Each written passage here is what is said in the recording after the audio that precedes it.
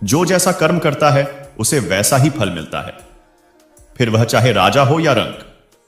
मित्रों, जब दुराचारी राजा कंस को मारने के बाद श्री कृष्ण अपने माता पिता वासुदेव और देवकी, जो कि कंस की जेल में बंद थे, को मुक्त कराने के लिए गए, तब माता देवकी ने श्री कृष्ण से पूछा, हे कृष्ण, मेरे प्रिय पुत्र, तुम स्वयं नारायण हो, भगवान विष्णु के अवतार हो, फिर भी कंस को मारने और हमें मुक्त कराने के लिए आपने 14 वर्षों तक प्रतीक्षा क्यों की? हमें इतना कष्ट क्यों दिया? तब श्री कृष्ण ने मुस्कुराते हुए उत्तर दिया, आदरणीय मां, आपने मुझे हमारे पिछले जन्म में 14 वर्षों के लिए वन में क्यों भेजा? किस कारण से? हमसे क्या त्रुटि हुई थी? माता देवकी ने हैरान होते हुए कहा, तुम ऐसा क्यों कहते हो कि मैंने तुम्हें वन भेजा है? यह असंभव है, यह सत्य नहीं है। तब श्री कृष्ण ने कहा, माता, शायद आप भूल गए हो कि पिछले जन्म में आप कैकेयी और पिता वासुदेव दशरथ थे। देवकी सोचती रह गई और फिर जिज्ञासावश पूछा, इस जीवन में माता कौशल्या कौन है? कृष्ण ने उत्तर दिया, माता यशोदा। कर्म का प्रभाव किसी को नहीं छोड़ता, स्वयं भगवान भी इससे बच नहीं सकते। हम अपने जीवन में क्या प्राप्त किए, यह महत्वपूर्ण नहीं है, हमारे कर्म कैसे हैं, यह महत्वपूर्ण है। प्रत्येक इंसान को अपने कर्मों के हिसाब से ही फल की प्राप्ति होती है। देखिए, कर्म का नियम कितना बेदाग है, नित्य मुक्ति ही उपाय है।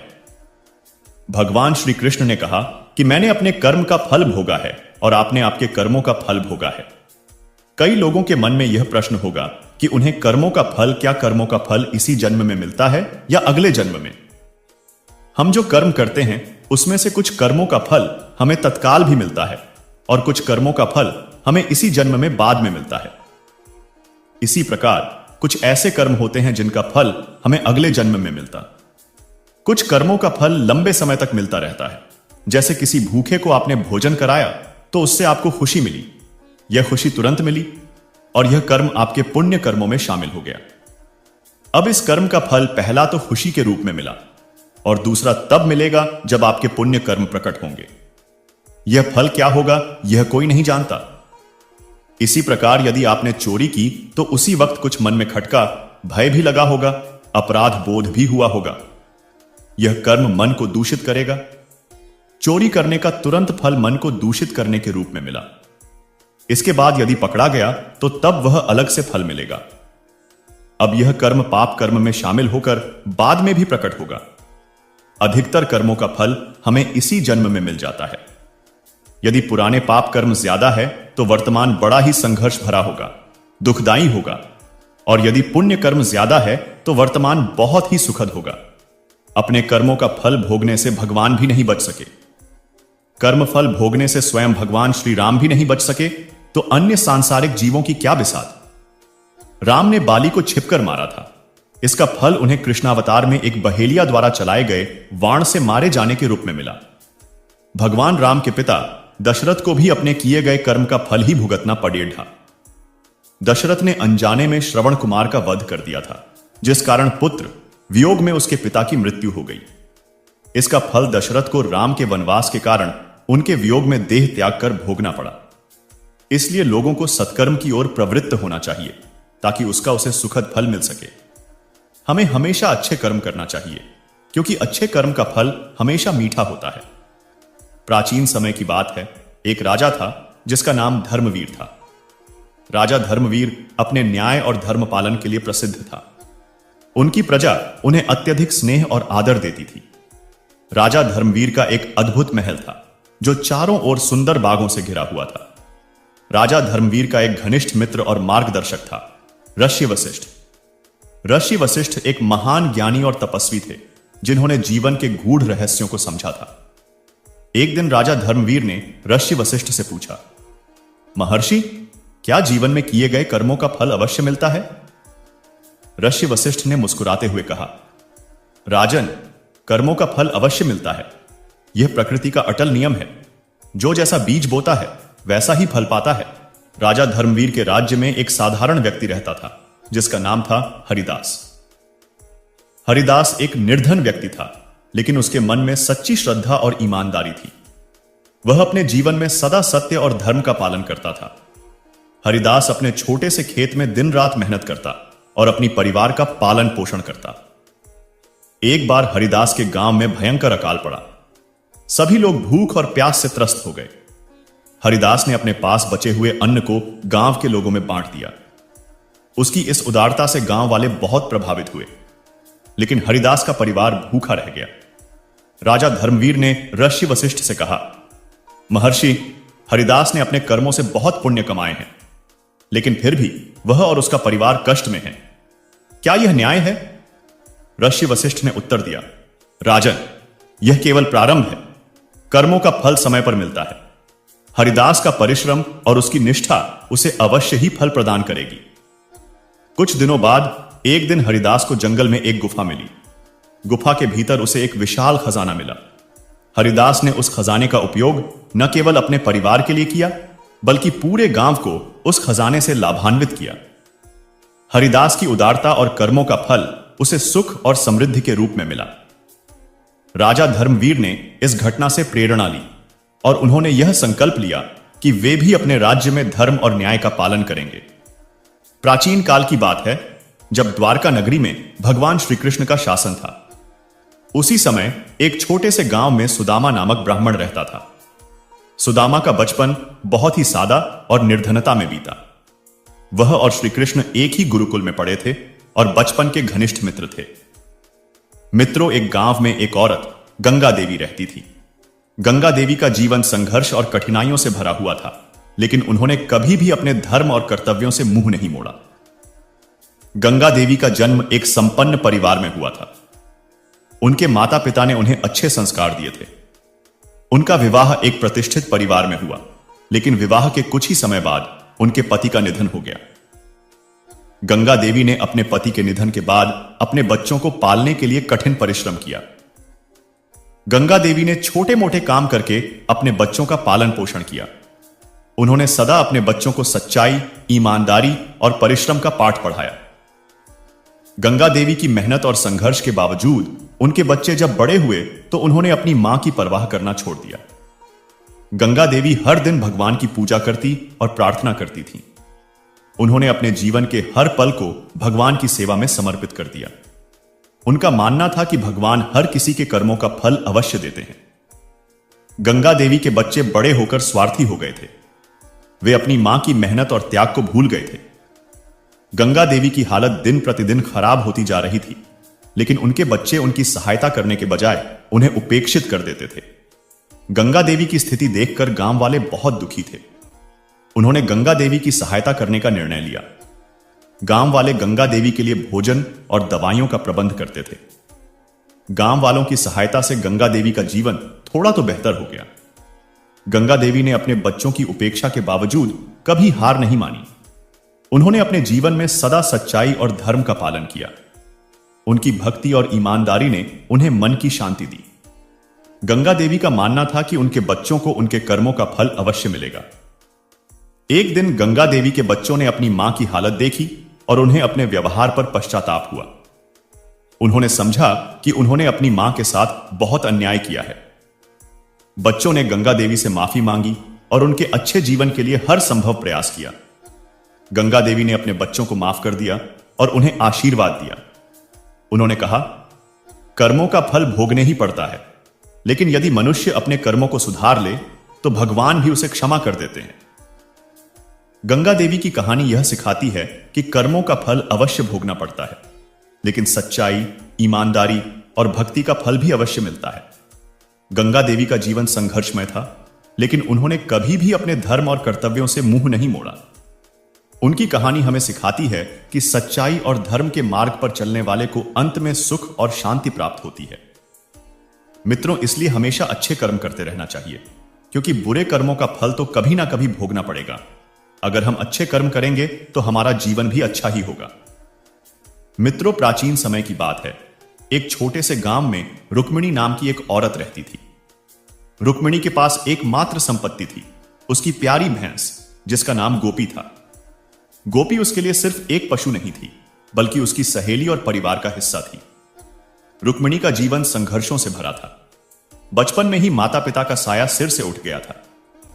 विवाह के बाद भी जीवन में कठिनाइयां कम नहीं हुई। पति की असमय मृत्यु ने रुक्मिणी को जीवन के कठोर यथार्थ से सामना कराया। उनके पास केवल एक भैंस थी जो उनके जीवन का सहारा थी। रुक्मिणी की भैंस गोपी दूध देती थी, जिससे रुक्मिणी अपनी आजीविका चलाती थी। गोपी के दूध से न केवल रुक्मिणी को भोजन मिलता, बल्कि वे गांव के बच्चों को भी दूध देती। गांव वाले रुक्मिणी और गोपी को बहुत प्रेम करते थे और उनकी मदद करने में कभी पीछे नहीं हटते थे। एक बार गांव में भीषण सूखा पड़ा, जिससे सभी लोग प्रभावित हुए। रुक्मिणी और गोपी के लिए चारा और पानी जुटाना बहुत मुश्किल हो गया। रुक्मिणी ने दिन रात मेहनत करके गोपी के लिए चारा जुटाया। उन्होंने कभी हार नहीं मानी और अपने कर्मों में विश्वास बनाए रखा। रुक्मिणी हर दिन भगवान की पूजा करती और प्रार्थना करती थी। उनका मानना था कि भगवान सच्चे भक्तों की सहायता अवश्य करते हैं। उन्होंने अपने जीवन के हर पल को भगवान की सेवा में समर्पित कर दिया। गोपी भी मंदिर के आंगन में बैठती और रुक्मिणी की भक्ति में सम्मिलित होती। एक दिन गोपी अचानक बीमार पड़ गई। रुक्मिणी बहुत चिंतित हो गई। उन्होंने गांव के वैद्य को बुलाया, लेकिन गोपी की हालत में कोई सुधार नहीं हुआ। रुक्मिणी ने गोपी के लिए रात दिन सेवा की और भगवान से प्रार्थना की। उन्होंने कभी गोपी का साथ नहीं छोड़ा और अंततः गोपी ठीक हो गई। रुक्मिणी ने अपने जीवन में सदा त्याग और परिश्रम का पालन किया। उन्होंने अपनी आवश्यकताओं को भूलकर हमेशा दूसरों की भलाई के लिए काम किया। गांव वालों ने उनके इस त्याग को देखा और उनकी सराहना की। रुक्मिणी का मानना था कि कर्मों का फल अवश्य मिलता है और उन्होंने इसे अपने जीवन में अनुभव किया। गांव वालों ने रुक्मिणी और गोपी की मदद करने का निर्णय लिया। वे रुक्मिणी के लिए चारा और पानी का प्रबंध करने लगे। गांव वाले रुक्मिणी की मेहनत और समर्पण से प्रेरित थे और उनकी भलाई के लिए हर संभव प्रयास कर रहे थे। रुक्मिणी और गोपी का जीवन थोड़ा बेहतर हो गया। एक दिन रुक्मिणी ने एक सपना देखा, जिसमें भगवान ने उन्हें बताया कि गोपी का जन्म किसी विशेष उद्देश्य के लिए हुआ है। गोपी की सेवा और भक्ति ने उसे एक अद्भुत पशु बना दिया है। यह सपना रुक्मिणी के जीवन में एक नया अध्याय लेकर आया और उन्होंने इसे अपने जीवन की दिशा माना। गांव के बच्चे, जिन्होंने पहले रुक्मिणी की मदद नहीं की थी, अब अपनी गलती समझ चुके थे। वे रुक्मिणी और गोपी की सेवा में जुट गए और उन्हें हर संभव मदद करने लगे। बच्चों का यह परिवर्तन रुक्मिणी के लिए एक बड़ी राहत था और उन्होंने इसे अपने कर्मों का फल माना। रुक्मिणी ने अपने बच्चों और गांव वालों को माफ कर दिया और उन्हें आशीर्वाद दिया।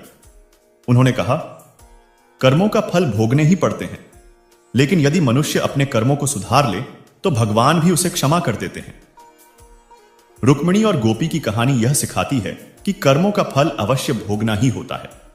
सच्चाई, ईमानदारी और भक्ति का फल भी अवश्य मिलता है। रुक्मिणी और गोपी का जीवन संघर्षमय था, लेकिन उन्होंने कभी भी अपने धर्म और कर्तव्यों से मुंह नहीं मोड़ा। उनकी कहानी हमें सिखाती है कि सच्चाई और धर्म के मार्ग पर चलने वाले को सुख और शांति प्राप्त होती है। जीवन में हर व्यक्ति कुछ न कुछ कर्म करता है। भगवान श्री कृष्ण गीता में स्वयं कहते हैं कि कोई भी मनुष्य क्षण भर भी कर्म किए बगैर नहीं रह सकता है। व्यक्ति के कर्म ही उसे ऊपर उठाते हैं और कर्म ही ऊंचाई से उठाकर जमीन पर भी पटक सकते हैं। हिंदू धर्म में माना गया है कि हमें हमारे कर्मों के अनुसार ही शुभ या अशुभ फल प्राप्त होता है। मनुष्य जैसा कर्म करता है, वैसा ही फल भोगना पड़ता है। इन फलों का निर्धारण समय खुद करता है, इसलिए व्यक्ति को सोच समझकर ही अपने कर्म करने चाहिए। कर्म नियमों के अनुसार कर्म का योग ही ईश्वर है। व्यक्ति को ईश्वर से नहीं बल्कि अपने बुरे कर्मों से डरना चाहिए, क्योंकि ईश्वर आपको माफ कर सकते हैं, लेकिन आपके बुरे कर्म आपको कभी माफ नहीं करते। हम अच्छे कर्मों के सहारे स्वर्ग में जा सकते हैं, वहीं बुरे के द्वारा व्यक्ति को नरक की यातनाएं झेलनी पड़ती हैं। जिस व्यक्ति की सोच जैसी होती है, उसके कर्म वैसे ही होते हैं। अगर व्यक्ति अपने कर्मों से ही दोस्ती कर लेता है, तो वह हमेशा फायदे में रहता है। कर्म नियमों के अनुसार व्यक्ति को हमेशा कर्म करते रहना चाहिए।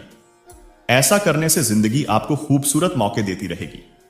जो नियमों में बंधकर जीवन यापन करता है, वह लक्ष्य की प्राप्ति भी करता है। कर्म को यदि हम पूजा बना लें तो बंधनों से मुक्ति भी संभव है। कर्म वो आईना है जो हमें हमारा असली चेहरा दिखा देता है, क्योंकि कोई भी व्यक्ति अपनी खूबसूरती से नहीं बल्कि अपने कर्मों से बड़ा होता है। व्यक्ति को हमेशा ऐसे कर्म करने चाहिए जिससे वह किसी के काम आ सके। कर्मों की ताकत इतनी है कि कि इसी के चलते स्वर्ग का सुख ऐश्वर्य भोगने के पश्चात इंद्र को भी अच्छे कर्मों के अभाव में दोबारा योनियों में भटकना पड़ा था। कर्म का फल हर मनुष्य को भोगना पड़ता है। रोहित नामक एक अनाथ बच्चा था। उसके माता पिता बचपन में ही चल बसे थे। उसके ननिहाल और पिता की तरफ से भी कोई नहीं था। उसके न तो कोई आगे था, ना कोई पीछे। अनाथालय में रहा और पढ़ा। वह पढ़ने में मेधावी था। उसे आर्मी में नौकरी लग गई और वह एक अधिकारी बन गया। अब सेना के साथ ही रहता, कभी भी घर वापस नहीं आता, क्योंकि उसका कोई था नहीं। उसने शादी भी नहीं की थी।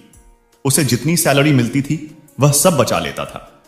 आर्मी के कैंटीन में खाता था, वहीं पर रहता था, तो उसका खर्चा भी लगभग ना के बराबर था। तो हम कह सकते हैं कि उसने आज तक जितनी सैलरी पाई सब बचा ही लिया था। उसी कैंटीन में सूरजमल नामक एक सेठ आता था, जो कैंटीन के सामान का छोटा सप्लायर था। बहुत दिन हो गए दोनों को एक दूसरे को जानते पहचानते। एक दिन सूरजमल ने कहा, रोहित, आपके पैसे बैंक में रखे हैं, मुझे व्यापार में लगाने को दे दो, मैं तुम्हें अच्छा मुनाफा दूंगा। रोहित ने मना कर दिया। रोहित ने कहा, मुझे इतनी ज्यादा पैसे का लालच नहीं है। जो सरकार ने दिया है वह मेरे खाते में पड़ा है। कभी जिंदगी में जरूरत पड़ी तो इस्तेमाल करेंगे, नहीं तो कोई बात नहीं। सेठ ने कहा, यह भी क्या बात हुई? अगर तुम हमें अपना दोस्त मानते हो तो तुम मेरी सहायता ही कर दो। मैं तुम्हें यह पैसा वापस लौटा दूंगा। कम से कम मेरा काम हो जाएगा। अभी इस पैसे की तुम्हें जरूरत भी नहीं है। बात तो सही कह रहे हो, पर आप पैसा वापस करोगे? इसकी क्या गारंटी है? सेठ ने कहा। कसम खाकर कहता हूं, धोखा नहीं दूंगा। रोहित ने कहा, सेठ जी, लोग तो पैसे के लिए क्या क्या कर देते हैं, पर कोई नहीं, चलिए मैं आपकी बात को मान लेता हूं। कम से कम आपका तो भला हो जाए। सेठ ने मुस्कुराते हुए धन्यवाद कहा और रोहित को गले लगा लिया। पैसा लेने के बाद सेठ जब भी आता रोहित को बहुत बहुत धन्यवाद देता। सेठ का बिजनेस रोहित के पैसों से बढ़ रहा था। आमदनी दिन दुगनी रात चौगुनी हो रही थी। आमदनी बढ़ने के साथ अब सेठ की नीयत में बेईमानी आ चुकी थी। वह अब पैसा ना लौटाना पड़े उसका बहाना ढूंढता रहता। इसी बीच बॉर्डर पर पड़ोसी देश के साथ युद्ध शुरू हो गया और रोहित को भी जाना पड़ा। जहां युद्ध हो रहा था वो इलाका काफी दुर्गम था। वहां पहुंचने का एकमात्र रास्ता अश्व से पहुंचने का था। रोहित एक कुशल घुड़सवार था। उसे जो घोड़ी मिली वो खराब थी। रोहित के पीठ पर बैठते ही सरपट भागने लगी। रोहित उसे काबू में करने की जितनी कोशिश करता वो अपनी गति और तेज करती जाती। रोहित ने लगाम पूरी ताकत से खींचा। घोड़ी का मुंह कट चुका था, पर पता नहीं आज ये घोड़ी कुछ भी सुनने को राजी नहीं थी। घोड़ी भागते भागते दुश्मन के खेमे के सामने जाकर खड़ी हो गई। रोहित दुश्मन की गोलियों का शिकार हो गया। सेठ बराबर आर्मी कैंट में जाता था। उसे वहां पता चला कि रोहित युद्ध में वीर गति को प्राप्त हुआ। सेठ ने वहां काफी दुख दिखाया और कैंट से बाहर आते ही खुशी से झूम उठा। अब पैसा वापस नहीं करना होगा। सेठ का व्यापार दिन दोगुनी रात चौगुनी तरक्की कर रहा था। कुछ दिनों के बाद सेठ की पत्नी मां बनी और सेठ एक सुंदर बच्चे का पिता बना। सेठ के जीवन का यह सबसे बेहतरीन समय चल रहा था। समय बीतते देर नहीं लगती। सेठ का बेटा अमर, जो अब बड़ा हो गया था और अब सेठ के साथ मिलकर व्यापार करता था, अमर विवाह योग्य हो चुका था। अच्छे घर की सुंदर सुशील कन्या देखकर अमर की शादी हो गई। अब सेठ कहता, कुछ दिन की और बात है, अब बेटा व्यापार संभालेगा। मेरी जिंदगी सफल हो गई और क्या चाहिए मुझे। अमर की शादी हुए मुश्किल से 2 महीने हुए थे। अमर सड़क पार कर रहा था, उसे चक्कर आया और गिर गया। लोग उसे उठाकर हॉस्पिटल पहुंचाए। उसके ब्रेन का एमआरआई और अन्य टेस्ट हुए तो पता चला अमर को ब्रेन कैंसर है। सेठ ने डॉक्टरों से कहा, पैसे की चिंता मत करें, आप इलाज करें। डॉक्टर और हॉस्पिटल बदलते गए, पर अमर की हालत दिन ब दिन खराब होती गई। सेठ अब व्यापार पे ध्यान नहीं दे पा रहा था। उसके कस्टमर छूटते जा रहे थे। हॉस्पिटल का बिल बढ़ता जा रहा था। अब सेठ पर कर्ज काफी हो चुका था। सेठ परेशान था। अब अमर को डॉक्टर ने जवाब दे दिया। सेठ हार चुका था। किसी चमत्कार की आशा में बैठा था। चमत्कार तो नहीं हुआ, पर अमर अब इस दुनिया में नहीं रहा। महीनों जिंदगी की जंग लड़ने के बाद अमर हार चुका था। सेठ के घर में हाहाकार मच गया। सेठ, सेठानी, अमर की पत्नी सब विलाप कर रहे थे। यहां तक कि घर के नौकरों का भी रो रोकर हाल बुरा था। एक साधु उधर से गुजर रहे थे। उन्होंने करुण क्रंदन सुना तो रुक गए। वहां जाकर उन्हें कहा, रोने से कुछ नहीं होगा, जो होना था वो हो गया। सेठ गुस्से में बोला, मेरे साथ ही क्यों? साधु ने कहा, सब कर्म का फल है, यहीं चुकाकर जाना होता है। आज बहुत रो रहे हो, कल तो तुम बहुत हंस रहे थे। सेठ ने कहा, मैं कुछ समझा नहीं महाराज। साधु ने कहा, तुमने अपने व्यापार के लिए उधार पैसे लिए थे। जब व्यापार चल पड़ा तो तुमने जिसके पैसे थे उसे लौटाए नहीं। सेठ ने कहा, गलत, वो मर गया था, किसे लौटाता? साधु ने कहा, झूठ नहीं, तुम भूल गए उसके मरने के समाचार पे तुम कितना खुश हुए थे। उस दिन तुमने मिठाई बांटी थी। क्या मिठाई बांटना सही था? तुम उसके पैसे को सरकार को या अनाथालय या किसी जरूरतमंद को दे सकते थे, पर तुमने नहीं दिया। तुम्हारी नीयत में खोट थी। सेठ शर्मिंदा था। आज सेठ वहीं पर खड़ा था जहां पर आज से 20 साल पहले खड़ा था। आज ना तो पैसे थे, ना व्यापार, और ना ही पुत्र, और ढेर सारा कर्ज था। साधु ने कहा, यह तुम्हारा पुत्र वही लड़का रोहित था। यह अपना हिसाब करने आया था, हिसाब कर लिया और चला गया। जितना उसने तुम्हें दिया था सूद सहित वापस ले लिया। तुमने उसकी शिक्षा, शादी, हॉस्पिटल सब पर खूब खर्च किया। जब वो गया तुम्हें भिखारी बनाकर गया। सेठ ने सुबकते हुए कहा, मान लिया मेरी गलती थी। इस बेटी की क्या गलती? इससे तो सिर्फ 2 महीने पहले शादी हुई थी। साधु ने कहा, यह इसका कर्म फल था। यह पिछले जन्म में वो घोड़ी थी जिसके चलते रोहित की जिंदगी खत्म हुई। आज रोहित ने बदला ले लिया और इसकी जिंदगी नर्क बनाकर चला गया। जीवन में कुछ भी बिना कारण नहीं हो रहा है। हो सकता है बीज आपने बहुत पहले लगाया हो और आप भूल गए हो। वही बीज पेड़ बन जाता है, तब हमें पता चलता है। इसीलिए आप कैसा बीज लगाते हो हमेशा याद रखो। प्रकृति हिसाब करती है, आप याद रखो ना रखो, प्रकृति हमेशा याद रखती है। सेठ निरुत्तर, हताश, घर की सीढ़ी पर बैठा अपने कर्म को कोस रहा था। हमेशा अपने कर्म पर ध्यान दें। ऊपर वाले की लाठी में आवाज नहीं होती, पर असर पूरा करती है। भगवान श्री कृष्ण ने गीता में कहा है, कर्म करते जा, फल की इच्छा मत कर। तुम्हारा अधिकार तो केवल कर्म करने से है, फल तो ईश्वर के हाथ में है। इसलिए कर्म से ना भागना उचित है और ना ही कर्म की फल की आशा रखना उचित है। कुकर्मों का फल हमें अवश्य मिलता है, जैसे कर्म करेंगे वैसा ही फल मिलेगा। आधुनिक होने के कारण इस चक्कर में इस सत्य को मत भूल जाना, वर्टिकल बार, लेकिन इस बात को हम समय रहते नहीं समझ पाते। जब तक इस बात का बोध होता है कि जो हमने जो भी कर्म किए हैं उसका परिणाम क्या होगा, वर्टिकल बार, तब तक समय बहुत अधिक बीत चुका होता है। वर्टिकल बार, और फिर हमें पछतावा होता है। हम सभी को अपने जीवन में कुछ ना कुछ तो चाहिए ही, और उसे अपने जीवन में उतारकर अपना पूरा जीवन बदल सकते हैं। लेकिन कुछ लोग इस बात को नहीं मानते। वो कहते हैं, बिना फल की इच्छा किए हम कैसे मेहनत कर सकते हैं। सफल व्यक्तियों, जानकार, गुरुजनों और अपने बड़े बुजुर्गों को आपने अक्सर यह कहते हुए सुना होगा कि जल्दबाजी में किया गया कार्य घातक हो सकता है। इसीलिए किसी भी कार्य में धैर्य की जरूरत होती है, क्योंकि धैर्य ऐसी शक्ति है जिससे व्यक्ति की आत्मा सबल बनती है। लेकिन आजकल लोगों में धैर्य नाम की चीज नहीं है। वे किसी भी कार्य को करने या किसी चीज को प्राप्त करने के लिए धैर्य नहीं रखते, बल्कि उन्हें हर चीज शीघ्र अतिशीघ्र चाहिए होती है। लेकिन वे इस बात को भूल जाते हैं कि यदि जल्दबाजी में कोई चीज मिल भी जाए तो जीवन में उसका महत्व शून्य के समान होता है।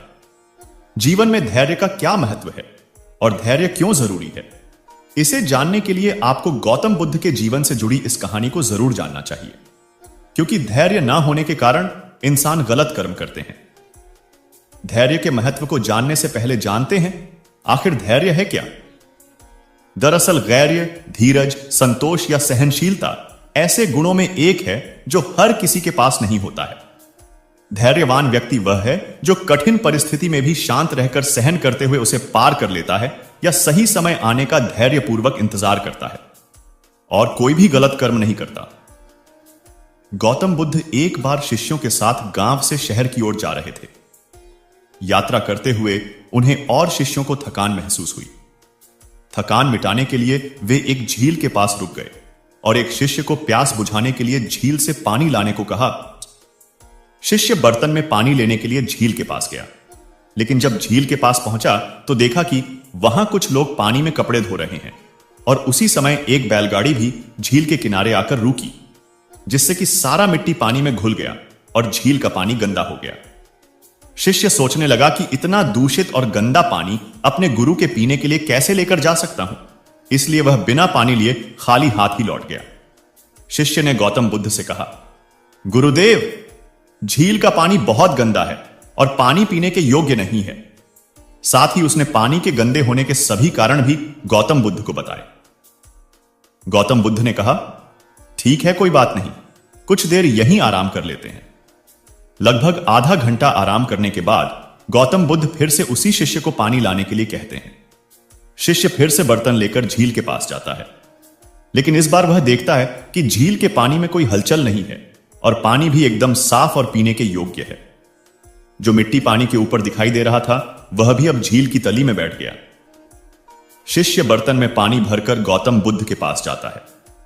बर्तन में साफ पानी देखकर गौतम बुद्ध शिष्य से कहते हैं, देखो कैसे मिट्टी भी अपने स्थान पर चली गई और पूरा पानी साफ व पीने के योग्य हो गया। हमें साफ पानी के लिए कोई प्रयास भी नहीं करना पड़ा, केवल अच्छे समय का इंतजार करना पड़ा और हमें अच्छा व साफ पानी मिल गया। इससे यह सिद्ध होता है कि भले ही जीवन में कितना भी कठिन समय क्यों ना आए, अगर थोड़ी देर ठहरकर उस मुश्किल समय के बीतने का इंतजार किया जाए तो आने वाला समय अपने आप ही अच्छा हो जाता है। इसलिए जीवन में धैर्य जरूरी है। गौतम बुद्ध की बात सुनकर शिष्य इस अमूल्य सीख को देने के लिए उनका धन्यवाद करता है। अधिकतर पूजा और भगवान को मानने आरती करने वालों की जिंदगी खुशहाल नहीं होती जितनी कि दुष्ट व्यक्तियों की होती है। यह सब देखने के बाद आपके मन में भी यह सवाल जरूर उठा होगा, लेकिन अच्छे लोगों के साथ ही बुरा क्यों होता है? लेकिन आज के समय में नई पीढ़ी के लोग इस बात को नहीं मानते। इसका सबसे बड़ा कारण यह है कि वे धर्म ग्रंथों को पढ़ते नहीं हैं या फिर लिखी बातों पर विश्वास नहीं करते। धर्म ग्रंथों में भगवत गीता एक ऐसा धर्म ग्रंथ है जिसमें मनुष्यों के मन में उठने वाले प्रश्न को विस्तार से बताया गया है। भगवत गीता में वर्णित एक कथा के अनुसार अर्जुन के मन में जब भी कोई दुविधा उत्पन्न होती थी तो वे उसके समाधान के लिए श्री कृष्ण के पास पहुंच जाते थे। एक दिन की बात है, अर्जुन श्री कृष्ण के पास आए और उनसे बोले, हे वासुदेव, मुझे एक दुविधा ने घेर रखा है और उसका समाधान आप ही बता सकते हैं। तब श्री कृष्ण ने अर्जुन से कहा, हे धनंजय, अपनी बात को विस्तार से बताओ, तब मैं तुम्हें उसका हल बताऊंगा।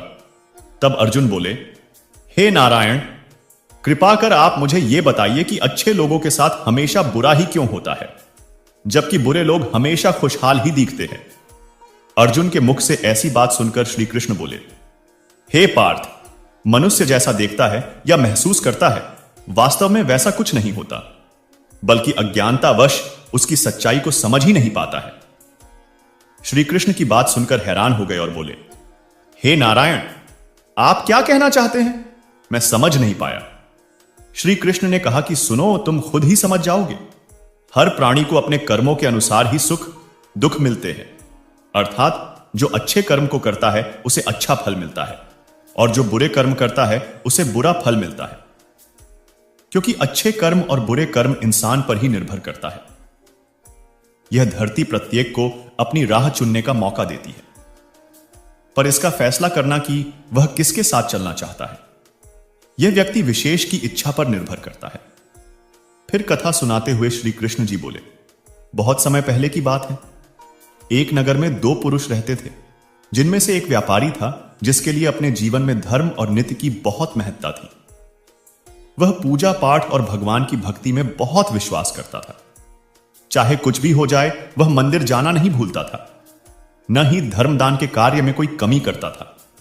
चाहे कुछ भी हो जाए, वह भगवान की नित्य ही पूजा अर्चना किया करता था। वही दूसरी ओर उसी नगर का वह दूसरा पुरुष पहले पुरुष से बिल्कुल ही विपरीत था। वह मंदिर तो जाया करता था, पर पूजा करने नहीं, मंदिर के बाहर से चप्पल और धन चुराने के लिए। उसे दान धर्म न्याय नीति किसी से कुछ लेना देना नहीं था। उसका इतना ही काम था कि वह मंदिर जाकर चोरी किया करता था। इसी तरह समय बीतता गया और एक दिन उस नगर में जोर की बारिश हो रही थी, जिसकी वजह से उस नगर में पंडित के अलावा कोई नहीं था। यह बात जब दूसरे पुरुष को पता चला तो उसके मन में ख्याल आया कि अब यह सही मौका है मंदिर के धन को चुराने का। अब वह बारिश में ही मंदिर पहुंच गया। मंदिर पहुंचते ही उस चोर व्यक्ति ने पंडित से नजर बचाते हुए सारे धन को चुरा लिया और बड़ी प्रश्नता से वहां से निकल गया। उसी समय धर्म कर्म पर विश्वास करने वाला व्यापारी भी मंदिर पहुंचा और भगवान के दर्शन किया। परंतु दुर्भाग्य से मंदिर का पुजारी उस भले व्यक्ति को ही चोर समझ बैठा और शोर मचाने लगा। शोर सुनते ही मंदिर में लोगों की भीड़ जमा हो गई और सभी लोग उस भले व्यापारी को ही चोर समझ बैठे, फिर उसे अपमानित करने लगे। यह सब देखकर वह भला व्यक्ति हैरान रह गया और उसे समझ नहीं आ रहा था कि उसके साथ यह क्या हो रहा है। फिर वह लोगों से बचता हुआ किसी तरह वह मंदिर से निकल गया, लेकिन दुर्भाग्य ने उसका साथ वहां भी नहीं छोड़ा।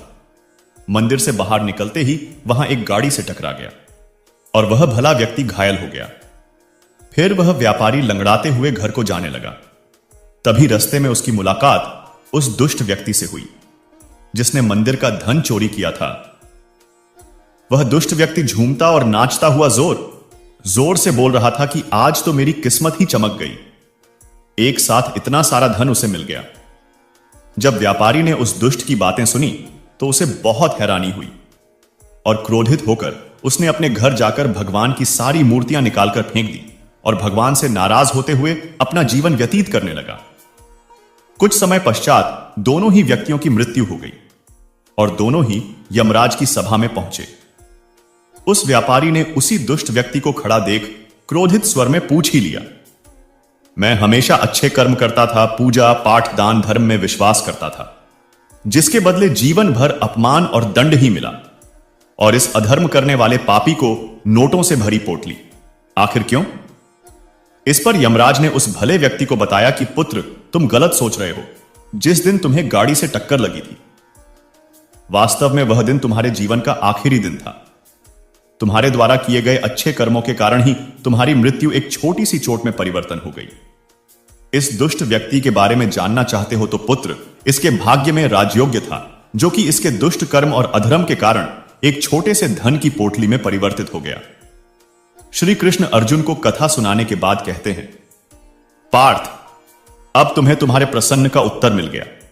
ऐसा सोचना कि भगवान उसके अच्छे कर्मों को नजरअंदाज कर रहे हैं, यह बिल्कुल भी सत्य नहीं है। भगवान हमें क्या किस रूप में दे रहा है, यह बात मनुष्य की समझ में नहीं आती। लेकिन अगर आप अच्छे कर्म करते हैं तो भगवान की कृपा सदैव आप पर सदा बनी रहती है। अतः आपको अच्छे कर्मों को करने से कभी भी पीछे नहीं हटना चाहिए। अच्छे कर्मों का फल भी इसी जन्म में ही मिलता है। मित्रों, एक बार की बात है, महात्मा बुद्ध एक स्थान से दूसरे स्थान भ्रमण करते रहते थे और लोगों को उपदेश देते थे। इसी यात्रा के दौरान एक बार महात्मा बुद्ध किसी गांव में पहुंचे। गांव के लोग उनके दर्शन करने और प्रवचन सुनने पहुंच रहे थे। कुछ ही दिनों में क्षेत्र के काफी लोग बुद्ध के उपदेश सुनने आने लगे।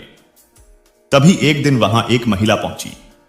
उसने बुद्ध से पूछा कि आप तो किसी राजकुमार की तरह दिखते हैं, आपने युवावस्था में ही सन्यास क्यों धारण कर लिया? बुद्ध ने कहा कि मैं 3 प्रश्नों के हल ढूंढना चाहता हूं, इसलिए मैंने सन्यास लिया है।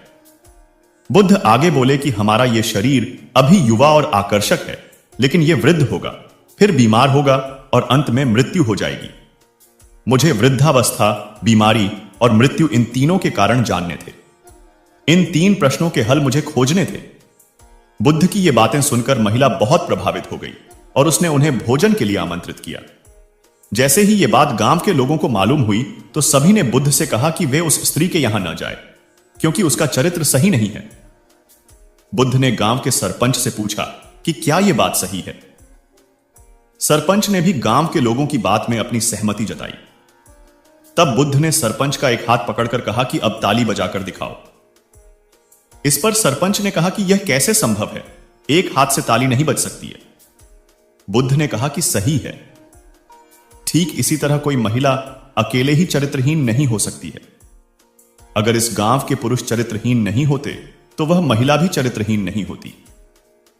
गांव के सभी पुरुष बुद्ध की यह बात सुनकर शर्मिंदा हो गए। बुद्ध ने कहा कि अगर हम अच्छा समाज बनाना चाहते हैं तो सबसे पहले हमें खुद को सुधारना जरूरी है। अगर हम सुधर जाएंगे तो समाज भी बदल जाएगा। हम बुराइयों से बचें, यही सुखी जीवन की सीख है।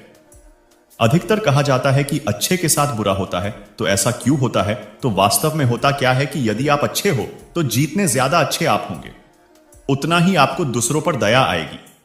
आपका मन करेगा कि आप सबकी मदद करें, आपको सबके लिए बुरा लगेगा, और जितना ज्यादा ऐसा होगा जाहिर सी बात है आप उतने ज्यादा दुखी रहेंगे। अब क्योंकि आप अच्छे हो तो आपका मन तो करेगा सबकी मदद करने का, दूसरों के लिए दया करुणा का, लेकिन साथ ही मन में एक इच्छा भी जागृत होने लगती है कि मैंने सबके साथ अच्छा किया, सबका भला किया, सबकी मदद की, सबका अच्छा सोचा तो सब भी मेरे लिए ऐसे ही अच्छे होंगे। क्योंकि आप अच्छे हो आपको लगता सामने वाला भी अच्छा ही होगा, लेकिन जब जरूरत पड़ने पर सामने वाला अपनी अच्छाई आपके लिए ना दिखाए तो जाहिर सी बात है बुरा लगेगा। क्योंकि जैसे एक चोर को सब चोर लगते हैं, एक झूठे को सब झूठे नजर आते हैं, बस ऐसे ही एक अच्छे इंसान को सब अच्छे नजर आते हैं, जो कि होता नहीं है। और बस यही सबसे बड़ा कारण है कि अच्छे के साथ हमेशा बुरा होता है। अक्सर लोग सोचते हैं कि कर्मफल हाथों हाथ मिलता है, लेकिन ऐसा नहीं होता है। एक कक्षा उत्तीर्ण करने के लिए आप पूरी साल मेहनत करते हैं और परिणाम आपको अंत में मिलता है।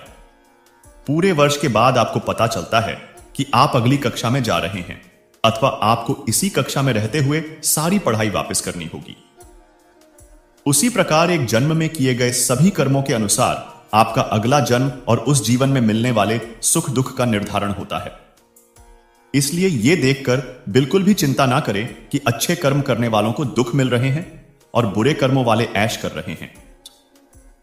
हम सभी अपने पिछले जन्म के कर्मों के फल भोग रहे हैं, और जैसे कर्म करेंगे वैसे ही फल हमें अगले जन्म में मिलेंगे। जो इस बात को जानते और मानते हैं वे दुखों के बाद भी कभी सच्चाई और अच्छाई का दामन नहीं छोड़ते हैं, और दूसरे जल्द से जल्द और अधिक से अधिक के लालच में गलत काम करते रहते हैं। यही कारण है कि कभी कभी हम ऐसे बालकों को भी देखते हैं जिनका जन्म ही मानो पीड़ा झेलने के लिए हुआ हो। गर्भ से ही विक्षिप्त रूप से पैदा हुए बालक जो केवल अस्पताल में सुइयों की पीड़ा झेलने ही आते हैं और अपनी बकाया सजा झेलकर चले जाते हैं। देखिए, यह जीवन जो हमें आपको या अन्य को मिला है, इसमें सुख दुख का समावेश होना लाजमी है और स्वाभाविक भी। या यूं कहें कि सुख और दुख जीवन के दो पहलू ही हैं, जिनमें सुख और दुख का क्रमानुसार आते रहना आवश्यक ही नहीं बल्कि अपरिहार्य भी है।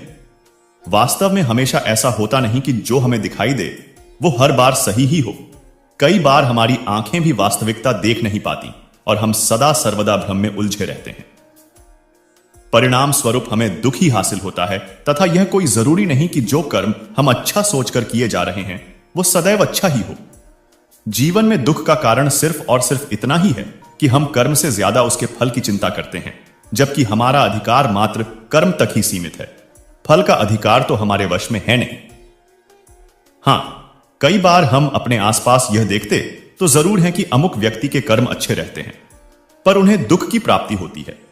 मगर हम उनके द्वारा किए गए कुछ ऐसे कर्मों से पूर्णतया अनभिज्ञ और अनजान होते हैं जो उनने किए होते हैं, तथा हमें यह भी स्वीकारने में कतई संकोच नहीं करना चाहिए कि आज के दुखों का परिणाम पूर्व जन्म के कर्म भी हो सकते हैं। मित्रों, एक बार की बात है, एक अत्यंत निर्धन व्यक्ति था जिसका नाम माधव था। माधव के परिवार में उसके अलावा उसकी धर्मपत्नी और 3 बालक थे। उसकी अपनी कोई जमीन नहीं थी। दूसरे के खेतों में दोनों पति पत्नी मजदूरी करते थे, जिसके बदले में बहुत ही कम अनाज और थोड़े से पैसे मिलते थे, जिससे बड़ी मुश्किल से उनका गुजारा होता था। वो एक छोटी सी झोपड़ी में वे रहते थे, जो अब काफी पुरानी और जर्जर हो चुकी थी। माधव पेड़ काटकर थोड़े थोड़े पैसे जमा करता था ताकि कुटिया के बगल में नया मकान बना सके। पाई पाई जोड़कर किसी तरह उसने एक कमरे का पक्का मकान बनवाया। पत्नी और बच्चे खुश थे कि अब उनका अपना पक्का मकान है। गृह प्रवेश हेतु माधव दूसरे गांव से पंडित जी को बुलाने गया, जिसमें उसे शाम हो गई। इसी बीच उसके गांव में जोरों का आंधी तूफान आया, जिसमें उसका मकान गिर गया। लेकिन मकान के बगल में उसकी झोपड़ी नहीं गिरी, क्योंकि मकान की दीवार ने उसका बचाव कर दिया था। गांव भर के लोग इकट्ठा हुए और अत्यंत दुखी हुए। बेचारे माधव ने एक एक पाई जोड़कर मकान बनाया और उसे भी ईश्वर ने गिरा दिया। हमेशा अच्छे और सच्चे लोगों के साथ ही बुरा होता है, यह बात सब सोच रहे थे।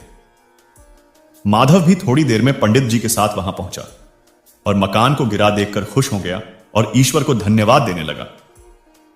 सारे लोगों ने सोचा, शायद दुख में बावला हो गया है बेचारा। पंडित जी सब कुछ देख सुन रहे थे। उसने माधव से कहा, जिस ईश्वर ने तुम्हारा मकान गिरा दिया, जिसे तुमने बहुत मेहनत से बनवाया था, फिर भी तुम उन्हें धन्यवाद क्यों कह रहे हो? माधव ने कहा, मकान के बगल में मेरी कुटिया सही सलामत है, क्योंकि मकान दूसरी तरफ से गिरा है। यह चमत्कार ईश्वर के अलावा कौन कर सकता है? इतने बड़े तूफान में भी मेरी पत्नी और बच्चे सुरक्षित हैं। इससे बढ़कर और क्या हो सकता है? और अगर इस मकान में रहने के उपरांत यह तूफान आता तो अच्छा ही है। जो लिखी होनी तो हुई, परंतु मेरे ईश्वर ने हम सबकी अनमोल जान बख्श दी। पंडित जी माधव की बात से गदगद हो गए। वाह, कितनी गहरी बात कर दी तुमने। दरअसल प्रभु तो नेक लोगों के बड़े नुकसान रोककर उसे मामूली से नुकसान में बदल देते हैं, फिर भी अज्ञानतावश हम उन्हें दोषी करार दे देते हैं। एक पत्थर की चोट पर हम ईश्वर को दोषी बता देते हैं, जबकि एक पर्वत जैसी समस्या को वो छोटे से पत्थर में परिवर्तित कर देते हैं। प्रत्येक प्राणी अपने पूर्व कर्मों का फल भोगता है, लेकिन सच्चे और नेक लोगों के कष्ट ईश्वर कम अवश्य करता है। यह कर्म भूमि है, जो जैसा करेगा वैसा ही पाएगा। दुख और सुख दोनों एक ही सिक्के के पहलू है। जिंदगी में इन दोनों का सिलसिला चलता ही रहता है। अगर कोई अच्छा कर्म करता है तो उसके साथ अच्छा होता है, और इसके विपरीत यदि कोई व्यक्ति बुरे कामों को अंजाम देता है तो उसके साथ बुरा होना स्वाभाविक है। हालांकि कभी कभार अच्छे कर्मों को अंजाम देने के बावजूद अक्सर इंसान के साथ बुरा ही होता है, जबकि किसी बुरे इंसान की जिंदगी में सब कुछ अच्छा ही होता है। अब सवाल यह आता है कि यदि किसी जीव को उसके कर्मों के आधार पर उसका फल मिलता है, तो फिर ऐसा होने के पीछे क्या कारण है? मित्रों, कहीं ना कहीं आपका भाग्य आपके पूर्वजों के कर्मों से जुड़े हुए हैं। जी हां, आपको जानकर हैरानी होगी कि प्रत्येक इंसान का भाग्य उसके पारिवारिक कर्मों से जुड़ा हुआ होता है। इसका सीधा अर्थ यह है कि आपके पूर्वज अपने जीवन काल में किस तरह के काम किए हैं, उसके आधार पर भी कुछ हद तक आपका भाग्य निर्भर करता है। इसी के चलते आपने देखा होगा कि कुछ लोग दुष्ट प्रकृति के होने के बाद भी उनके साथ सब कुछ अच्छा होता है। ऐसा इसलिए क्योंकि भूतकाल में उसके पूर्वजों ने निश्चित रूप से अच्छे काम किए होंगे। इसके विपरीत सीधे साधे भले लोगों के साथ बुरा इसलिए होता है क्योंकि शायद उनके पूर्वजों ने किसी का दिल दुखाया होगा या कुछ बुरा किया होगा। हालांकि इसके साथ ही सबसे बड़ा सत्य यह है कि इन सारी चीजों से इंसान को कभी भी बेहद खुश या विचलित नहीं होना चाहिए, क्योंकि अंत में इंसान के खुद के कर्म से उसके भाग्य का निर्धारण होता है। जो जैसा बोएगा वो वही काटेगा। अपने कर्मों का फल इंसान को निश्चित रूप से मिलता है, बस सही समय का इंतजार करना होता है। एक आम निष्कर्ष तो यही है कि अगर आप शेर को नहीं छेड़ते तो इसका मतलब यह नहीं कि शेर भी आपको नहीं खाएगा। तो फिर क्या यह संसार हमेशा से इसी तरह संचालित होता आया है? शायद हां। इससे जुड़ी एक रोचक कहानी है। एक बार किसी जंगल में एक लड़का नदी किनारे घूम रहा था। तभी उसने एक दुखी और हताश स्वर में किसी के रोने की आवाज सुनी। उसने देखा कि एक मगरमच्छ जाल में उलझा हुआ है और मदद के लिए पुकार लगा रहा है। वह लड़का उसकी मदद करना चाहता था, परंतु उसे उस पर संदेह भी था। मगरमच्छ ने कहा, कृपया मेरी मदद करो, मुझे बचा लो, मुझे रिहा कर दो। लड़के ने कहा, अगर मैं आपकी मदद करता हूं तो आप आजाद होते हुए ही मुझे खा लेंगे। मगरमच्छ ने रोते हुए कहा, मैं उस व्यक्ति को कैसे खा सकता हूं जिसने मेरी जान बचाई? इस विशाल वन में बहुत से जीव जंतु हैं जिन्हें मैं खा सकता हूं। आप विश्वास रखें, मैं आपको कोई हानि नहीं पहुंचाऊंगा और सदैव आपका ऋणी रहूंगा। लड़के को दया आ गई और उसने जाल काटना शुरू कर दिया। जैसे ही मगरमच्छ का सिर जाल से बाहर आया तो उसने लड़के के पैर को अपने जबड़े में जकड़ लिया। मगरमच्छ ने कहा, मैं बहुत दिनों से भूखा हूं, तुम एक अच्छे शिकार हो। लड़के ने कहा, यह क्या बकवास है, लानत है तुम पर, मेरी भलाई का अच्छा सिला दे रहे हो तुम। मगरमच्छ ने कहा, मैं क्या कर सकता हूं, यही दुनिया का दस्तूर है। लड़के ने रोते हुए कहा, यह तो पूर्णतः अनुचित है, यह अन्याय है। मगरमच्छ ने कहा, अनुचित से क्या मतलब है तुम्हारा? किसी से भी पूछ लो, वे तुम्हें बताएंगे कि यह संसार कैसे संचालित होता है। अगर वे मुझे गलत साबित करते हैं तो मैं तुम्हें जाने दूंगा। लड़के ने पास के पेड़ पर एक पक्षी को देखा और उससे पूछा, क्या आपको लगता है कि मगरमच्छ की हरकतें उचित हैं? क्या यही दुनिया का तरीका है, अन्याय से भरा हुआ? वह पक्षी पूरी घटना को देख रही थी। उसने तुरंत जवाब दिया कि मगरमच्छ सही है।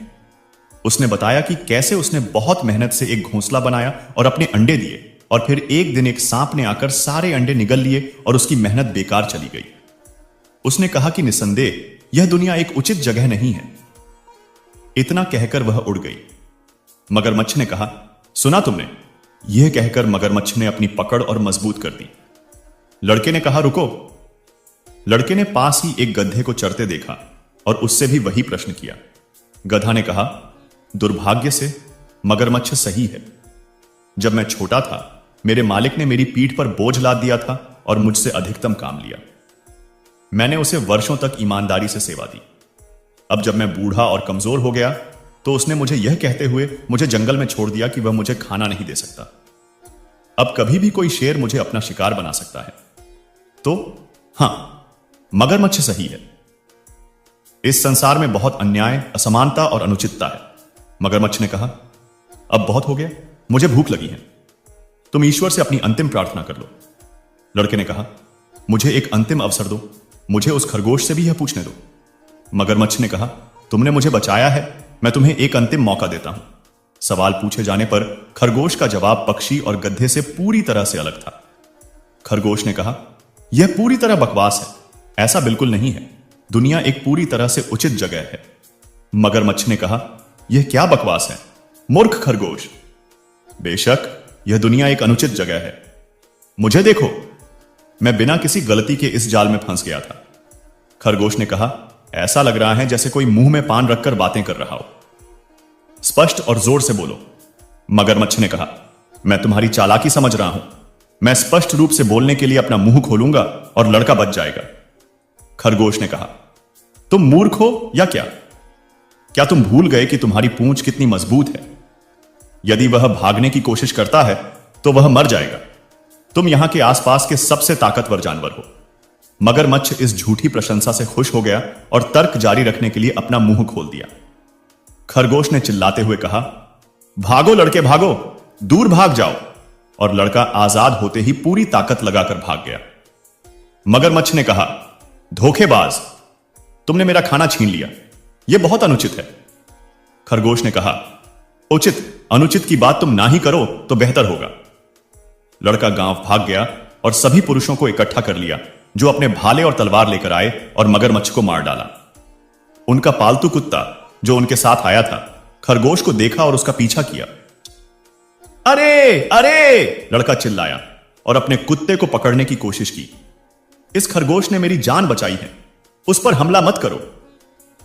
लेकिन बहुत देर हो चुकी थी। कुत्ते ने खरगोश की कोमल गर्दन में अपने नुकीले दांत दफन कर दिए थे। खरगोश अब फर की बेजान गेंद से ज्यादा कुछ नहीं था। लड़के ने कहा, शायद मगरमच्छ सही था। दुनिया अनहोनी और अनिश्चितता से भरी हुई है। यही जीवन है। आप कितने आध्यात्मिक या अच्छे हैं, इसका इस बात से कोई संबंध नहीं है कि आपको कितना कष्ट सहना होगा। किसी के आध्यात्मिक विकास का मतलब यह नहीं है कि वह प्रकृति के नियमों के दायरे से बाहर है। इससे कोई फर्क नहीं पड़ता कि कोई लड़का है, मगरमच्छ है, गधा है या खरगोश, जीवन में कोई गारंटी नहीं है। और शायद यह अनिश्चितता ही हमारे जीवन को साहसिक बनाती है। अच्छा या महान होना आपको शारीरिक या मानसिक रोगों से बचा नहीं सकता है। यदि आप किसी से बहुत प्यार करते हैं और वफादार हैं, तो भी इसकी कोई गारंटी नहीं कि आपका साथी आपको धोखा नहीं दे सकता। तो दोस्तों, उम्मीद है आज का वीडियो आपको जरूर पसंद आया होगा। अगर वीडियो अच्छा लगा हो तो कमेंट में मन से जय श्री राधे कृष्णा जरूर लिखिए और ऐसे ही वीडियो और पाने के लिए हमारे चैनल को सब्सक्राइब करें। वीडियो को लाइक करें, ज्यादा से ज्यादा शेयर करें। धन्यवाद। जय श्री कृष्णा। राधे राधे मित्रों।